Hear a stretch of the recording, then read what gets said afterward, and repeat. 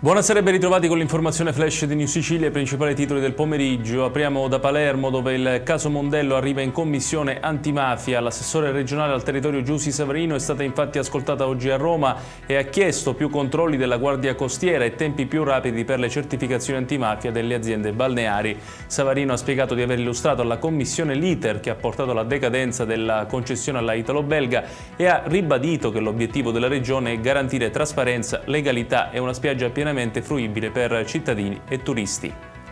Restiamo a Palermo, in particolare allo Zen, dove un gruppo di giovani scooter ha impedito questa mattina di allestire il mercatino rionale di via Luigi Einaudi per via della celebrazione dei funerali di Carmelo Barone, arrestato in un'operazione antimafia. E su quanto avvenuto proprio allo Zen, ma anche relativamente agli altri atti intimidatori avvenuti a Palermo nelle ultime ore, a Sferracavallo e Tommaso Natale, è intervenuto il sindaco Roberto Lagalla. Quanto sta avvenendo è un segnale grave che non deve essere sottovalutato. Nessuno deve sentirsi solo davanti a intimidazioni e minacce, le parole del sindaco. Sarà Helen Mirren l'ospite d'onore della 72esima edizione del Taormina Film Festival, in programma dal 10 al 14 giugno.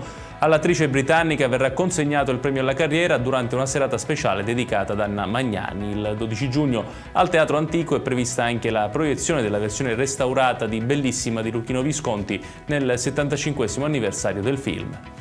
Chiudiamo con il meteo. Domani la Sicilia vedrà ancora cieli in prevalenza nuvolosi o molto nuvolosi, soprattutto sul litorale tirrenico, ionico e sulle zone interne, ma senza rovesci se non qualche piovasco sparso. Sul litorale meridionale il tempo sarà invece più stabile.